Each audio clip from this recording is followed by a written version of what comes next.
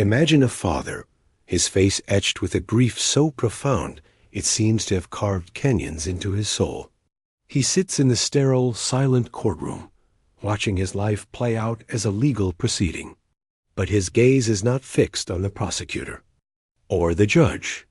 It is fixed on the small figure in the defendant's chair, his own stepson. And in a moment that defies all comprehension, a moment captured for the world to see, the grieving man raises his hand and blows a kiss to the boy accused of brutally murdering his wife. This is not a work of fiction. This is the confounding reality of the Derek Rosa case, a story that rips apart our conventional understanding of crime, family, and forgiveness.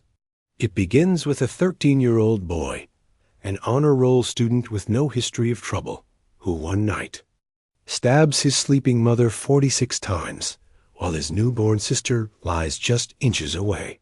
What follows is not a desperate cover-up, but a calm phone call to 911, a chilling selfie with blood-stained hands, and a single haunting answer to the most important question: I don't know. Prepare to enter a world where the lines between victim and supporter blur, where a horrific crime is met with baffling loyalty, and where the absence of a motive becomes more terrifying than any explanation. This is the story of a boy who committed an unspeakable act, and the family that, for reasons we may never understand, refuses to let him go. Asterisk, the night of October 12th settled over Hialeah, Florida, with the familiar, humid stillness of a late autumn evening. Inside a modest apartment at 211 West 79th Place, 39-year-old Irina Garcia was finally at rest. The day's work was done, the household chores were complete, and she had settled into bed with her most precious new creation, her baby daughter, who was not yet 2 weeks old. The world for Irina was now measured in feeding times and fleeting moments of sleep. As she swaddled the infant and laid her in the bassinet beside the bed, a wave of maternal exhaustion and profound love washed over her. She drifted off to sleep, unaware that these gentle, quiet moments would be the last of her life dot in another room. Her 13-year-old son, Derek Rosa, was preparing for a different kind of task. Everything was ready. The opportunity he was waiting for had arrived.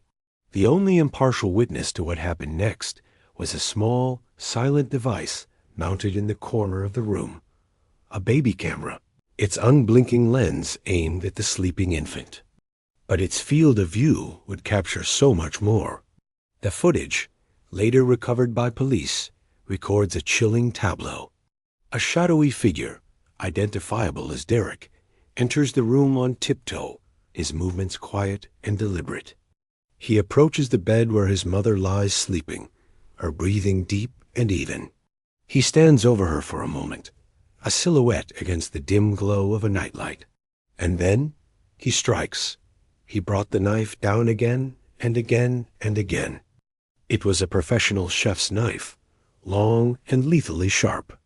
He targeted her neck, a place of ultimate vulnerability. The baby camera recorded not the graphic details of the act itself, but the horrifying, frantic movement, the sudden, violent disruption of the room's tranquility. He stabbed his sleeping mother 46 times. The sheer ferocity of the attack was such that the tip of the knife broke off during the assault. The autopsy would later reveal that the carotid artery was severed with a brutal precision that spoke to the terrifying power behind the blows. After the frenzy, a new kind of calm descended. Derek, his hands and clothes now soaked in his mother's blood, walked away from the bed. His newborn sister, just feet away, remained asleep, miraculously unharmed. The story then shifts from the cold, objective eye of the camera to the chillingly clear audio of a 911 call placed at approximately 11:30 p.m. 911, what is your emergency? The operator answered. The voice on the other end was that of a boy, but it was devoid of the panic one would expect. It was steady, almost detached. I just killed my mom. Derek said. The operator, trained for chaos, tried to get clarity. You said you killed your mom? Yes, Derek replied. A series of questions followed, a desperate attempt by the operator to understand the situation and assess the danger. Is she breathing? The operator asked. Derek's reply was laced with a chilling impatience. She's dead, ma'am, he said. The operator pressed again, needing to be sure. How do you know she's dead? How many times do I have to repeat that she's dead for you to understand she's dead? Derek retorted, his voice flat. There's blood all over the floor. For the next 17 minutes, the operator kept the 13-year-old boy on the line, a vital link to a scene of unimaginable horror.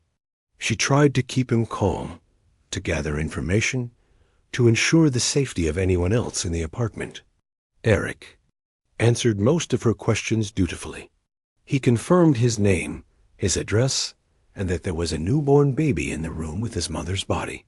There was only one question for which he had no answer, a question that would become the dark, hollow center of the entire case. Why did you kill her? The operator asked gently. A pause. Then a quiet, simple response. I don't know. During the call, Derek revealed more of his actions after the murder. He spoke of a Beretta handgun in the living room, admitting he had considered taking his own life, but couldn't go through with it. And then came a confession that added another layer of modern horror to the tragedy. He had taken pictures. I took pictures and I told my friend about it, he told the operator. Is that bad? He had not only photographed his mother's lifeless body, but he had also taken a selfie, his hand, stained with his mother's blood, held up to the camera in a gesture. He sent these disturbing images to an online friend he knew from gaming, a person located all the way in Sweden. The operator's primary concern shifted to the safety of the newborn. She pleaded with Derek not to harm the baby. As the conversation continued, the boy's detached facade began to show tiny cracks. He seemed to be slowly grasping the enormity of what he had done. I'm very sad for what happened, he whispered into the phone. As the sound of approaching sirens grew louder, a flicker of fear finally entered his voice. Ma'am, he asked, are they going to kill me? No, they are not going to kill you, the operator reassured him, trying to keep him calm until the officers were inside. When police finally breached the door, they found Derek Rosa waiting for them, his hands raised in surrender. The 17-minute call was over. The investigation had just begun. When Hialeah police officers entered the apartment, they were met with a scene that would haunt even the most seasoned veterans. The air was thick with a metallic smell of blood. In the bedroom, the body of Irina Garcia lay on the floor beside the bed. In her bassinet, just inches away, her newborn daughter slept peacefully, a tiny island of innocence in an ocean of violence. Derek Rosa, a slight 13-year-old boy, stood passively and was taken into custody without a struggle. The immediate crisis was over, but the profound mystery was just beginning. Derek was taken to the police station for interrogation. The video of this interview, later released to the public, is as unsettling as the 911 call. It shows a boy, not a monster. He sits in the interview room, speaking to detectives in a quiet, polite, and eerily calm manner. There are no tears, no outbursts of rage or remorse, just a placid, cooperative demeanor as he recounts the horrific events of the night. He readily admits to the crime, confirming that he waited for his mother to fall asleep, retrieved the kitchen knife, and stabbed her repeatedly. He describes the act with a chilling detachment, as if narrating a story that happened to someone else. Throughout the interrogation, the detectives circle back again and again to the one question that defies all logic. Why? Why would an honor roll student with no history of violence, no record of behavioral problems, commit such a brutal act of matricide? Each time they ask, the answer is the same. A shrug, a quiet shake of the head. "I don't know," he would repeat. He offered no story of an argument, no claim of abuse, no tale of a simmering resentment that finally boiled over. There was only the act itself, and behind it, a complete and terrifying void of motive. As the investigation deepened, the digital trail Derek left behind painted an even more disturbing picture of his state of mind. The photos he sent to his online friend were not just a confession. They were a performance. The selfie, in particular, with his tongue sticking out and his bloody hand held up in a pose, suggested a horrifying disconnect from reality. It was as if he was documenting a shocking event for an audience, seeking validation, or perhaps just a reaction, any reaction, to an act he himself couldn't comprehend. His question to the 911 operator, "Is that bad?" was not the question of a calculating criminal, but of a child so emotionally lost that he could no longer distinguish between a transgressive online prank and the brutal murder of his own mother. The case immediately exploded on social media. The combination of Derek's youth, the extreme violence of the crime, the presence of the newborn baby, and the baffling lack of motive created a perfect storm for public fascination and speculation. The release of the 911 audio and the interrogation footage only fueled the fire. People were horrified, not just by the murder, but by Derek's unnerving calmness. He didn't fit the profile of a troubled teen. He was a good kid from a seemingly normal family. This dissonance made the crime all the more frightening. The legal system had to grapple with this puzzle. Initially, because of his age, Derek was sent to a juvenile detention center. However, the evidence was so overwhelming and the crime so severe that the case was presented to a grand jury. The grand jury decided to upgrade the charge from second degree to first degree, premeditated murder. This crucial decision meant that Derek Rosa would be tried as an adult in the state of Florida. With this indictment, he was transferred from the juvenile facility to the Metroist Detention Center, an adult jail where he was housed in a wing reserved for young offenders. For the prosecution, the case was both straightforward and deeply frustrating. They had an undeniable perpetrator, a full confession, and a mountain of physical and digital evidence. What they didn't have was a story to tell the jury. Without a motive, the crime remained an inexplicable act of pure evil, which could be both a strength and a weakness in court. Investigators dug deep into Derek's life, searching for any clue that could explain the explosion of violence. They looked for signs of abuse, physical, emotional, or sexual. They found none. They interviewed teachers, friends, and family. Everyone described Derek in similar terms: a good, quiet, loving, and smart kid. There were no red flags, no calls to child services, no school disciplinary actions that would have required intervention.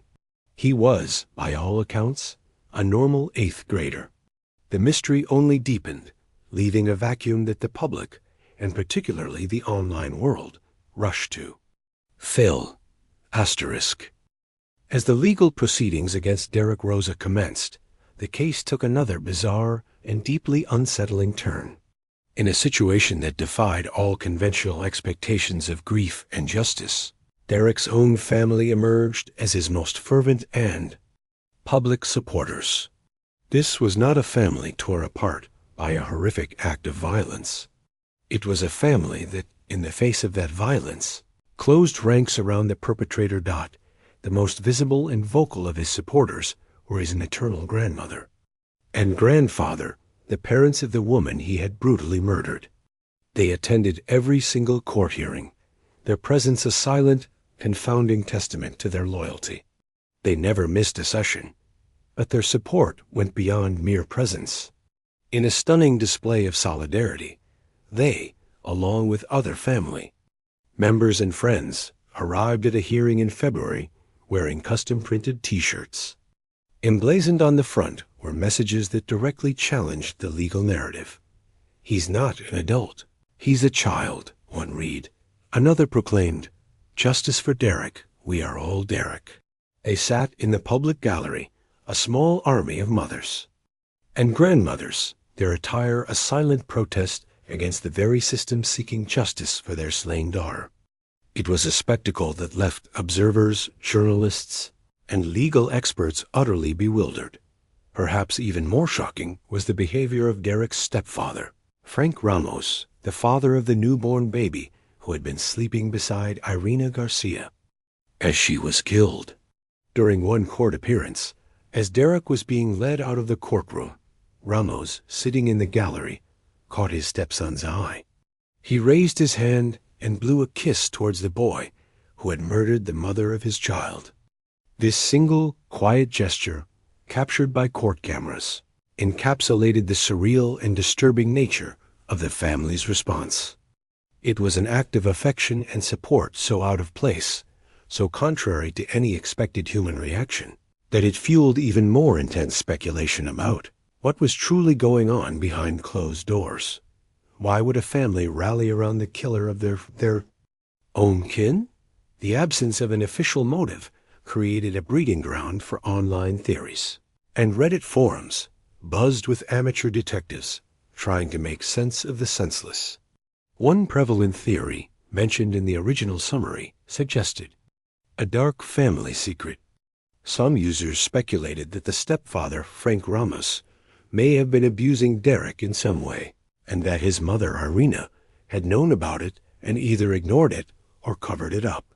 In this narrative, the murder was not a random act of psychosis, but a desperate, misdirected act of revenge against a family system that had failed to protect him. This theory, while having no basis in evidence presented by the police, offered a plausible, albeit tragic, explanation for both the murder and the family's subsequent behavior. Perhaps their support was a manifestation of a shared, hidden guilt. Another line of thinking focused on the family dynamics after Irina's marriage to Frank Ramos and the birth of the new baby. Some speculated that Derek, who had been the only child for so long, felt displaced and resentful. Perhaps the arrival of a new father figure and a half-sister triggered a profound psychological crisis, a feeling of being replaced that festered into a murderous rage directed at the most visible symbol of this new family unit, his mother. Meanwhile, a different group, horrified by the crime's brutality, rejected any attempt to rationalize Derek's actions. For them, the motive was irrelevant.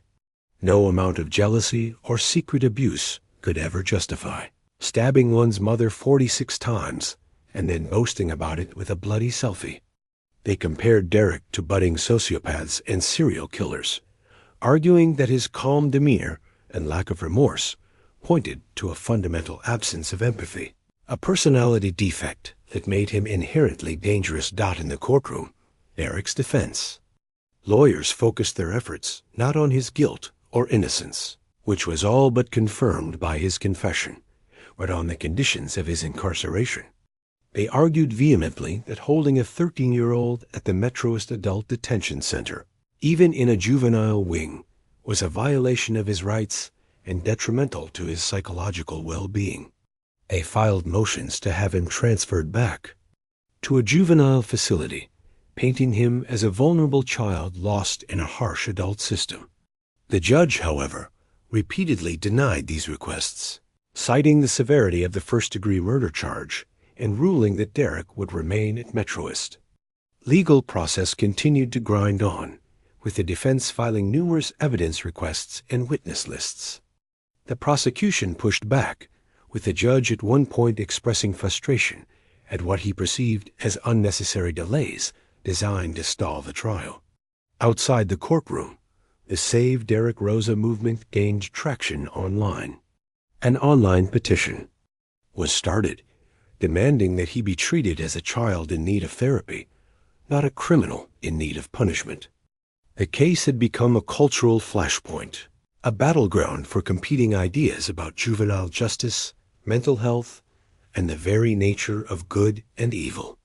And at the center of it all was Derek, a quiet boy in a prison jumpsuit, the subject of immense love and immense hatred, his own reasons for the horror he unleashed still locked away inside him. As the case of Derek Rosa moves towards its eventual trial, it leaves a trail of profound and deeply uncomfortable questions that resonate far beyond the walls of the courtroom. The central conflict is not about what happened. The facts of the murder are tragically clear.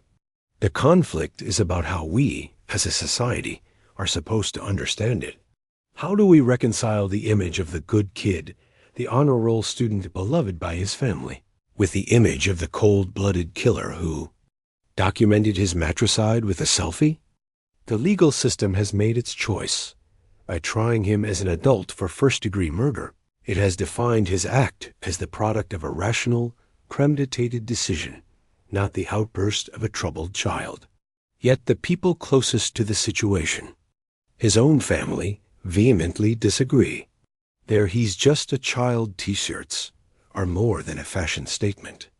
They are a public declaration of a belief that Derek is not a monster to be caged, but a broken boy to be saved. This stark division highlights a fundamental schism in our approach to juvenile crime, especially when it is this extreme. At what point does a child's action become so heinous that they forfeit the protections of childhood? The psychiatric community will undoubtedly play a crucial role as the trial progresses.